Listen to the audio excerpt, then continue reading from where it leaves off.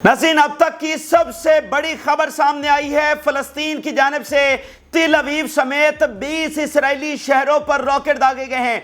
4 महीनों के बाद तिल अवीव पर हमला गजा से किया गया है और जगह जगह पर इस वक्त इसराइल में सायरन्स बज रहे हैं, धमाके सुने जा रहे हैं। 20 इसराइली शहर हैं जहां पर गजा और रफा से नाज़रीन रॉकेट दागे गए हैं। इस वक्त एक इमरजेंसी का माहौल है, एयरपोर्ट्स बंद हो चुके हैं, फ्लाइट्स कैंसिल हो चुकी हैं, हजारों इसराइली जो हैं वो ज़ेरे ज़मीन जा चुके हैं। नेतन्याहू की कैबिनेट का इस वक्त एक इमरजेंसी और हंगामी इजलास जो है वो हो रहा है। बहुत बड़ा हमला जिसके बहुत गहरे इंपैक्ट्स हैं, वो इसको कहा जा रहा है, ये जो हमला अभी ताज़ा तरीन किया गया है, बहुत बड़े इंपैक्ट्स इस हमले के कहे जा रहे हैं। और इसके साथ साथ जब इधर से 20 शहरों के ऊपर हमला किया जा रहा था साथ तिल अवीव पे, तो हिजबुल्लाह की जानिब से 10 से 15 शहरों और टाउन्स के अंदर उन्होंने भी सेम टाइम के ऊपर हमले किए हैं। तो तमाम इतना आप यूं कह लीजिए कि सेंटर से लेकर वहां जो है वो नॉर्थ तक और नॉर्थ से लेकर साउथ, क्योंकि साउथ में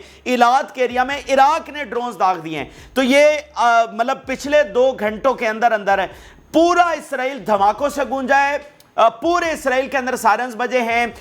कई एक हलाकतें इसराइल की हुई हैं और गजा के अंदर खबर यह है कि 5 टैंक्स एक ही गली के अंदर तबाह कर दिए गए। इस तरह की सूरत हाल है। और साथ बड़ी खबर यह है, और इसको सबसे बड़ी यह खबर कहा जाएगा कि हमास ने मुज़ाकरात से इनकार कर दिया है। हमास ने मुज़ाकरात से इनकार किया है, साथ तिल अवीव पर यह रॉकेट दागे गए हैं। तो अब इसका क्या मतलब लिया जाए कि हमास निगोशिएशन से इनकार कर रही है, वहां वो जो अभी इधर से मुसाद और CIA और ये कह रहे थे कि जी दोबारा से हम मुज़ाकरात शुरू कर रहे हैं, हमास को इन्वाइट कर रहे हैं, तो हमास ने कहा हम नहीं आ रहे, और उधर वो मैसेज दिया और इधर ये हमला कर दिया। हमास ने इस पूरी जंग के अंदर कभी भी मुज़ाकरात से इनकार नहीं किया है, कभी भी डिस्कशन करने से, कन्वर्सेशन करने से इनकार नहीं किया। पहली बार उन्होंने इसको रिफ्यूज़ किया कि हम आपके साथ नहीं बैठने जा रहे हैं।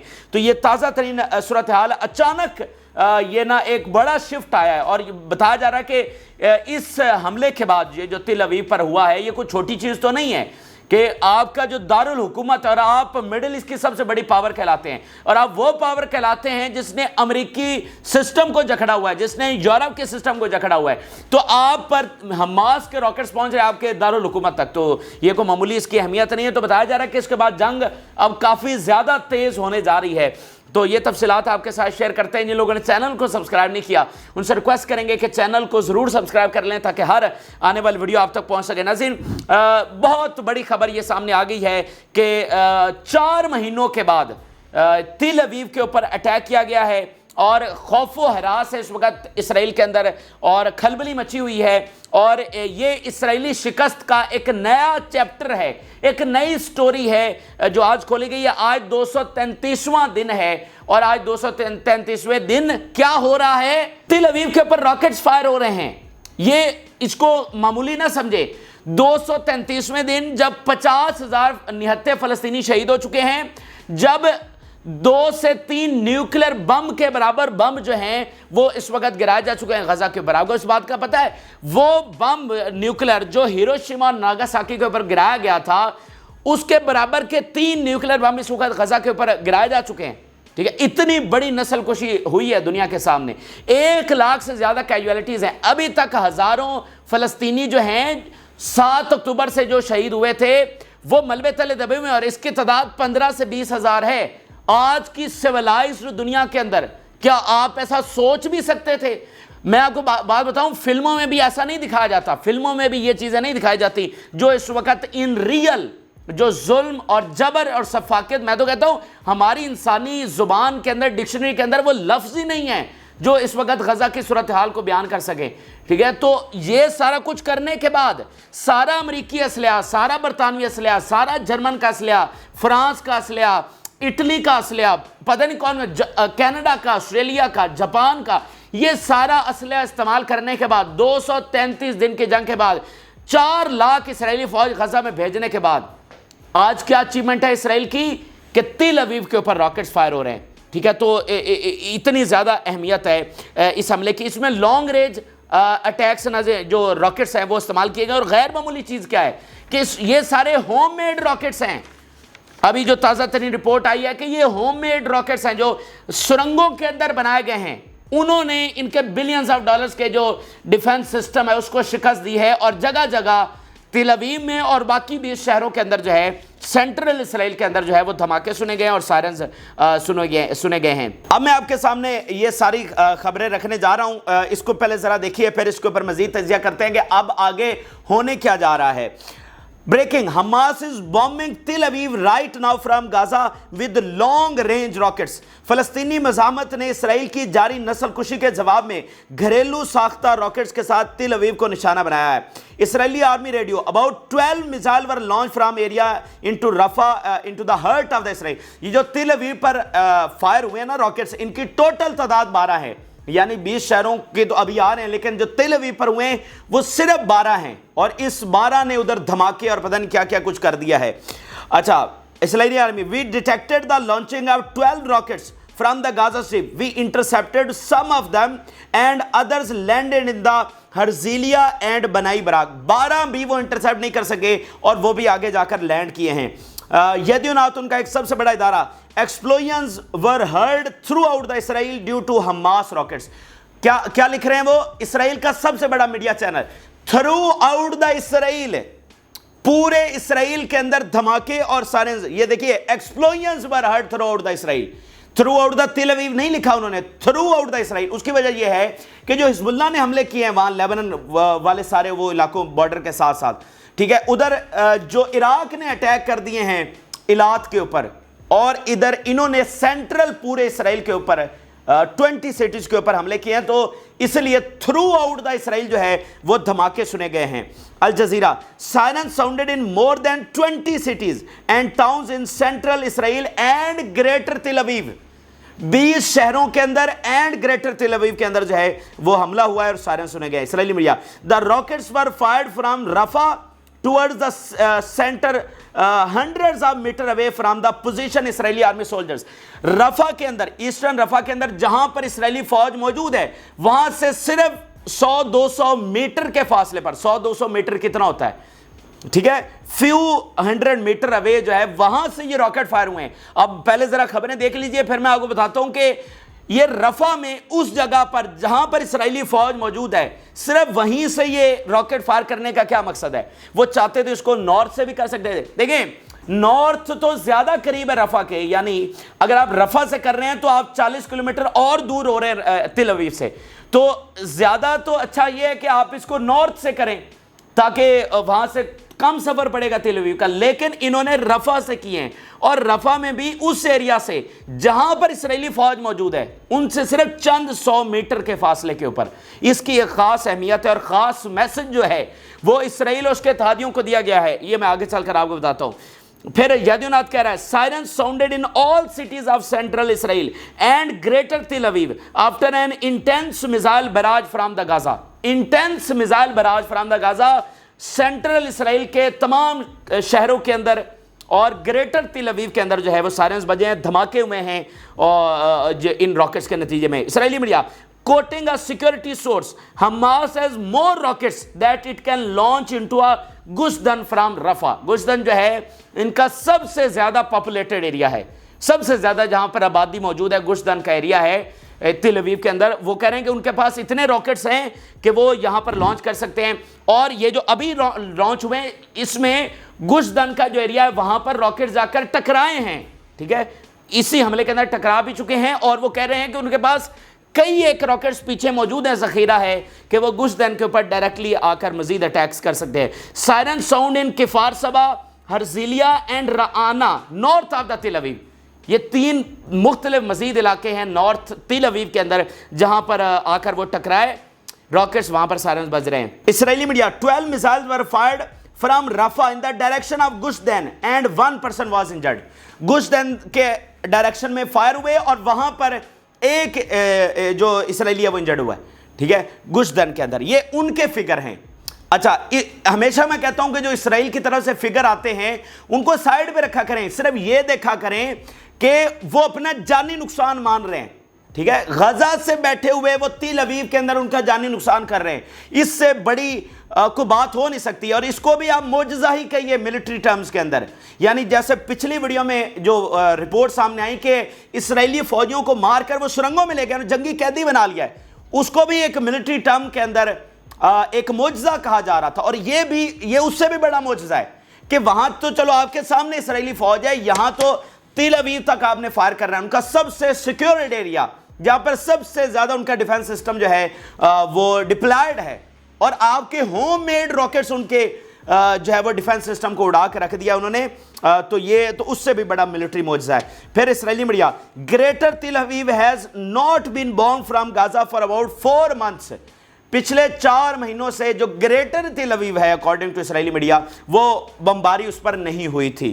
अच्छा, अभी तक तिल अवीव के ऊपर आपको पता है कौन कौन हमला कर चुका है? इस वक्त तिल अवीव के ऊपर जो है वो इराक ने हमला किया है, तिल अवीव के ऊपर गजा से हमला हुआ है, और हिजबुल्लाह ने अभी तक तिल अवीव पर हमला नहीं किया। ये बात ज़हन में रखें, हिजबुल्लाह के रॉकेट्स जो है वो तिल अवीव के ऊपर अभी तक नहीं गिरे हैं, और जिस दिन हिजबुल्लाह के तिल अवीव तक रॉकेट्स पहुंचेंगे, और वो दिन दूर नहीं है, फिर उस दिन भी दुनिया एक अलग तमाशा देखेगी। Al Qassam brigade, we bombed Tel Aviv with a large missile salvo in response to the Zionist massacre against our civilians.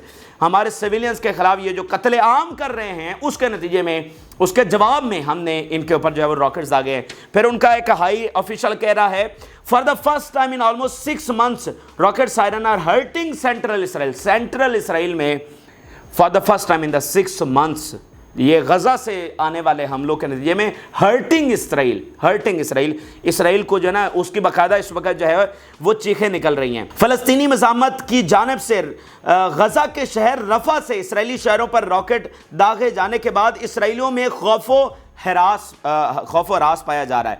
ठीक है, ये इस वक्त नाज़रीन चंद एक स्टेटमेंट्स मैंने आपके सामने रखी हैं कि इस वक्त कितना बड़ा ये हमला है, और इस वक्त ग्राउंड के ऊपर क्या सूरत हाल, किस तरह के धमाके सुनेंगे। अब मैं आपको बताऊं कि ये तिल अवीव को बहुत बड़ा शहर नहीं है, और टोटल आबादी उनकी 80 लाख है, कितना को इसराइल है, तो तिल अवीव की टोटल आबादी 4 लाख है, तो कोई ये ज्यादा बड़ा सिटी नहीं है। तो ये जो धमाके हुए हैं ये पूरे मतलब इसराइल में तिल अवीव में सुने गए, सायरन्स पूरे तिल अवीव में सुने गए। वीडियोस आ रही हैं जिसमें वो जनाब बीचेस के ऊपर बैठे हुए थे और वहां से उन्होंने दौड़े लगा दी।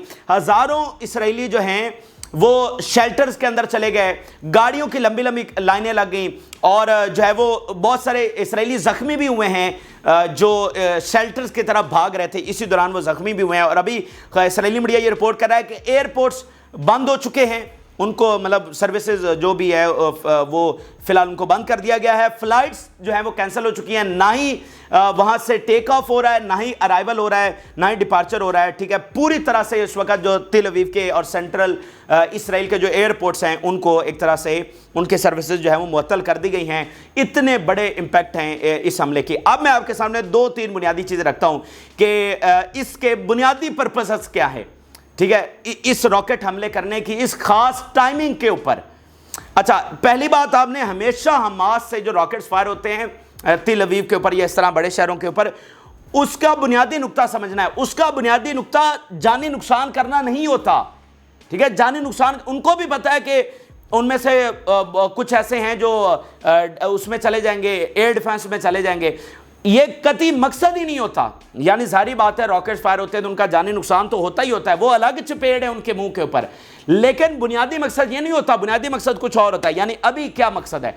अभी यह मकसद है शो ऑफ द पावर, अपनी ताकत का मुजाहरा करना कि हमास कितनी पावरफुल है, कितनी ऑर्गेनाइज्ड है, कितनी कमिटेड है, और इसराइल को वो किस हद तक नुकसान पहुंचाने की सलाहियत रखती है। जहां पर 7 अक्टूबर को जंग शुरू हुई थी, आज भी जंग वहीं पर खड़ी है। यानी हमास की कैपेबिलिटीज को टकेगा नुकसान, मतलब बिल्कुल कोई नुकसान नहीं हुआ। वो 7 अक्टूबर को भी रॉकेट फायर कर रहे थे तिल अवीव पर। आज 233 दिनों के बाद जब 3 न्यूक्लियर बमों के बराबर बम गजा पर गिराए जा चुके हैं, तो भी हमास को कोई फर्क नहीं पड़ा उनकी सलाहियतों को, और वो अब भी ऑर्गेनाइज तरीके से जो है वो लड़ रहे हैं। ठीक है, तो ये शो ऑफ पावर है। दूसरी बात ये है कि impacts on the public opinion, इसके गहरे इंपैक्ट होने वाले हैं पब्लिक ओपिनियन के ऊपर। उसकी वजह यह है कि भाई ये कौन सी जंग है जो इसराइल लड़ रहा है, जो इस वक्त इसराइल के अंदर से आवाज़ें पिछले 1-2 घंटों के अंदर बहुत शदीद हो गई हैं, उनका मीडिया भरा पड़ा है, वो कह रहे हैं ये कौन सी जंग है जो नेतन्याहू लड़ रहा है, 233वें दिन के बाद रॉकेट्स हमारे तिल अवीव के ऊपर पहुंच रहे हैं, ये सिक्योरिटी बहाल की है इसराइल की। आप तो कहते हैं ना ये इसराइल ऐसे सिक्योर नहीं होगा, फलाना करेंगे तो फलाना करेंगे, तुमने क्या हॉस्टेजेस को लाना है, क्या फलाना लाना है, ये कौन सी जंग तुमने लड़ी है, कौन सी फतह हासिल की है कि रॉकेट्स आज भी तिल अवीव तक पहुंच चुके हैं, ये कौन सी सिक्योरिटी बहाल कर दी है। ठीक है, तो पब्लिक ओपिनियन जो पहले से गुस्से में है हार के उनके जो सामने रिपोर्ट्स आ रही कि इसराइल अचीवमेंट कुछ नहीं है, ये तो सबसे बड़ा इजहार हो गया उनकी हार का। ठीक है, क्योंकि देखे ना कि इसराइल जो है वो प्रोपेगेंडा भी करता है झूठी अपनी फतह का मगरबी मीडिया में अपने अवाम के सामने। आप जरा उसके आर्मी के स्पोक्स पर्सन की जरा प्रेस कॉन्फ्रेंस सुने, उसमें उठाकर देखें, डेली वो बताएगा हमने इतने हमास के फाइटर्स मार दिए, इतने कमांडर्स मार दिए, इतनी बटालियंस निकाल दी, ख़त्म कर दी हमास की। ये जो रफ़ा में गए हुए हैं इनका बुनियादी बयानिया क्या है, ये कहते हैं जी हमास की सिर्फ 4 बटालियंस रह गई हैं और सिर्फ रफ़ा के अंदर है, बाकी गजा से हमने उनका सफाया कर दिया। ये इस बयानिए के साथ रफ़ा में गए थे, तो ये झूठे बयानिए फैलाते हैं। तो ये रॉकेट फायर करना ये इस बात का इजहार है कि ये जितना क्लेम कर रहे हैं अपनी फतह को वो सब झूठ है। और आखिरी बात नाज़रीन ये है, ये 3 बड़े मकासद मैं बता रहा हूँ। वर्ल्ड गवर्नमेंट्स को मैसेज देना, इसराइल की इत्तेहादी गवर्नमेंट्स को मैसेज देना क्या कि भाई आपने इतना सपोर्ट किया इसराइल को, असलिया दिया, सारा कुछ किया, अपना लॉस भी बर्दाश्त किया, पब्लिक का जो खलफशार है उसको भी बर्दाश्त किया, अपना इमेज भी डिस्ट्रॉय किया। तो आप देख लें कि आज हमास इतनी तगड़ी खड़ी है, आज हम इतने तगड़े हैं आपकी इतनी सारी ब्रुटैलिटी के बाद, तो आप सपोर्ट कर लें इसराइल को जितना कर सकते हैं, हमास खत्म होने वाली नहीं है। तो ये चीज जो है देखें, ये बाकायदा रिपोर्ट करते हैं अपने इत्तेहादियों को, इसराइल अपने इत्तेहादियों को बाकायदा रिपोर्ट पेश करता है कि भाई ये हमने इतनी फतह हासिल कर ली, हमास को यहां से सफाया कर लिया, इतनी हमास की कैपेबिलिटीज को हमने कमजोर कर लिया, तो ये उनके सामने रिपोर्ट पेश करते हैं। तो ये रॉकेट फायर करने का उनको उन वर्ल्ड गवर्नमेंट्स को जो इसराइल के इत्तेहादी हैं उनको बताना कि हमास खत्म होने वाली इसराइल से नहीं है, इसलिए इसराइल से पीछे हट जाने में ही तुम्हारी भलाई है कि यानी तुम असलिया दोगे, अंदरूनी जो खलफशार है वो किसी भयानक जो है ना जो अंदर से डिस्टेबलाइजेशन है उसका रुख इख्तियार कर सकता है। तो इमेज तुम्हारा दुनिया में वैसे ही तबाह हो रहा है, ठीक है, इनसिक्योरिटी ओवरऑल तुम्हारे खित्ते में बढ़ेगी, ठीक है, तो फिर जरूरत क्या है ऐसी जंग को सपोर्ट करने में जो है ही जेनोसाइडल और उसका कुछ हासिल भी नहीं है। तो इसके 3-4 जो है वो बड़े इस वक्त इंपैक्ट्स हैं और नेतन्याहू के ऊपर इन हमलों के बाद प्रेशर और ज्यादा बढ़ेगा। रफा से, खासकर रफा से फायर करने का मकसद यह था कि तुम वहां पर आ गए हो, ठीक है, तो यहां से हम फायर करके तुम्हें बता रहे हैं कि तुम्हारा हशर यहां पर क्या होने वाला है, ठीक है। अभी इन्होंने अभी पता है क्या किया है, अभी रफा में जहां तक ये पहुंच गए हैं ईस्टर्न इलाके में, इन्होंने कहा जी हमने यहां से सफाया करी, यानी ईस्टर्न पार्ट को इन्होंने अभी क्लेम किया 2 दिन पहले कि हमने ईस्टर्न पार्ट को कंप्लीट सफाया कर दिया हमास से और अब हम आगे बढ़ रहे हैं, मतलब बाकी इलाकों में हमें जाने की जरूरत है, बाकी हमास का आपने सफाया कर दिया है। तो वहीं से चंद मीटर के फासले पर उन्होंने उस इलाके से जहां पर इसराइली फौज मौजूद है ये रॉकेट्स फायर किए हैं। तो ये गैर मामूली अहमियत है। नेतन्याहू की वॉर कैबिनेट का हंगामी इजलास जारी है और इसको कहा जा रहा है कि इसके बाद जंग जो है वो काफ़ी इसमें तेज़ी आ सकती है, इंटेंसिटी बढ़ सकती है। और गजा के अंदर देखिए कि किस तरह की सूरत हाल। नज़ीर, जबालिया के इलाके में ये अल-दकिया स्ट्रीट है, जबालिया की अल-दकिया स्ट्रीट है, एक ही गली के अंदर क्या हुआ है, 5 मरकेबा टैंक्स को तबाह किया गया है, 2 बिल्डोजर्स को तबाह किया गया है और 1 ट्रूप कैरियर को तबाह किया गया है। ये एक गली की दास्तान मैं आपके सामने रख रहा हूं, जबालिया की एक गली की दास्तान, और इस नुकसान को गिन लीजिए। टैंक्स में 2 फौजी तो होंगे, बुलडोजर में 2 चलाने वाले तो होंगे, ट्रूप कैरियर में 15 से 20 उनके फौजी तो होंगे, तो जानी नुकसान भी गिन लीजिए और माली नुकसान भी गिन लीजिए सिर्फ एक गली का। अच्छा, इधर जब नाज़रीन हमले हो रहे थे तो सेम टाइम के ऊपर हिजबुल्लाह ने अटैक किया और इंटेंसिफाइड अटैक्स किए हैं 15 से 20 एरियाज के अंदर। एक बहुत बड़ा अटैक उन्होंने जल आलम साइट के ऊपर किया है। हिजबुल्लाह बता रही है, we carried out intense fire attack on Jal Alam site and enemy soldiers and inflicting confirmed losses. सबसे ज्यादा इसराइली फौजियों की हलाकतें ये जल आलम के इलाके में हुई हैं। अच्छा, अब जरा एक स्टेटमेंट देखिए और फिर जो मैं इंपैक्ट की बात कर रहा हूं। Israeli media, security officials in Israel agree that reaching deal at this time is necessary. Already वहां पर एक बात चल रही है, आर्मी की लीडरशिप, बाकी बहुत सारे सिक्योरिटी ऑफिशियल्स वो कह रहे हैं इस वक्त हमें जंग रोकने की जरूरत है, हमें डील की जरूरत है। तो इस हमले के बाद वो जो बात है, वो जो प्रेशर है वो और ज्यादा बढ़ेगा। अच्छा, दूसरी तरफ आप देखिए कि हमास ने मुज़ाकरात से इनकार कर दिया है। ये बहुत गैर मामूली चीज़ है कि हमास ने मुज़ाकरात से इनकार कर दिया। उन्होंने कहा है कि ये जो मुज़ाकरात का ढकोसला है हमें नहीं चाहिए। This is the only time waste and this is the giving time to Israel to kill more civilians. ठीक है, ये इसकी कोई अहमियत नहीं है। हमने अपनी बात सामने रख दी है, मुकम्मल जंगबंदी, इसराइली फौज का विड्रॉयल, आज़ादी फ़लस्तीन, इसके बगैर हम मानेंगे नहीं। सो ये हम आपके साथ आकर बैठने वाले नहीं हैं। ज़रा उनकी स्टेटमेंट देखिए, we do not need new negotiations and the Hamas movement responded to the paper presented by the mediators. जो हमें पहले मुआहदा दिया गया था हमने रिस्पॉन्ड कर दिया, हमें नए मुज़ाकरात की आपके साथ बैठने की कोई ज़रूरत नहीं है। Discussing amending the mediators proposal to serve Israel, give time and evade the court of justice decision. इस नए प्रपोजल, नए निगोसिएशन पर डिस्कशन करने का मतलब यह है कि इसराइल को मजीद टाइम देना और जो आईसीसी का हुक्म आ गया है उससे इवेड करना। भाई उनका हुक्म आया, आप उसको माने। जो हमने पहले प्रपोजल पे जवाब दिया उसको माने, नए पे हमारे पास टाइम नहीं है फजूल में। There are no serious guarantees, this means giving Israel more time to continue aggression. तो बड़े अच्छे तरीके से हमास ने इनकी सारी चालाकियों को समझा है और वो कह रहे हैं कि आपके साथ बैठना भी हमको अब गवारा नहीं है। मतलब बैठ भी जाएं तो इसमें क्या है, मतलब वो जंग तो वही है जो जारी है, लेकिन वो कह रहे हैं कि बिल्कुल हमने बैठने नहीं आपके साथ। अच्छा, आप जरा फॉर्मर इसराइली डिफेंस मिनिस्टर का बयान देखिए। The government will bring us ruin and we face an existential threat internally more than externally. अब जो मैं पब्लिक ओपिनियन वाली बात कर रहा हूं कि लाखों, इस वक्त लाखों इसराइली तेल अवीव में निकले हुए हैं, तो आज जब तेल अवीव पर रॉकेट्स फायर होंगे तो उनका गुस्सा और कितना बढ़ेगा। उनका फॉर्मर डिफेंस मिनिस्टर कह रहा है कि हम ये एग्जिस्टेंस की जंग लड़ रहे हैं और हमारी एग्जिस्टेंस को इस वक्त सबसे ज्यादा खतरा इंटरनली आ चुका है। और वो इंटरनली क्यों आया है? क्योंकि इसराइल को शिकस्त हुई है। अगर इसराइल अपने गोल्स अचीव करने में कामयाब हो जाता तो ये इंटरनली खलफशार ना आता। तो हमास ने जिस तरह से जंग लड़ी है उसने इंटरनेशनल लेवल पर, रीजनल लेवल पर और इंटरनली इसराइल को वो डैमेज पहुंचाया, वो नुकसान पहुंचाया जो इसराइल की तारीख में कभी ऐसा नहीं हुआ। जो उसने अरबों के साथ जंगें लड़ी हैं उसमें भी कभी ऐसा नहीं हुआ। ये इस वक्त के अहम तरीन और ताज़ा तरीन हक़ाइक़ हैं जो आपके साथ शेयर किए। आप अपनी राय ज़रूर आगाह करें। जिन लोगों ने चैनल को सब्सक्राइब नहीं किया उनसे रिक्वेस्ट करेंगे कि चैनल को ज़रूर सब्सक्राइब कर लें ताकि हर आने वाली वीडियो आप तक पहुँच सके। इजाज़त, अल्लाह हाफ़िज़।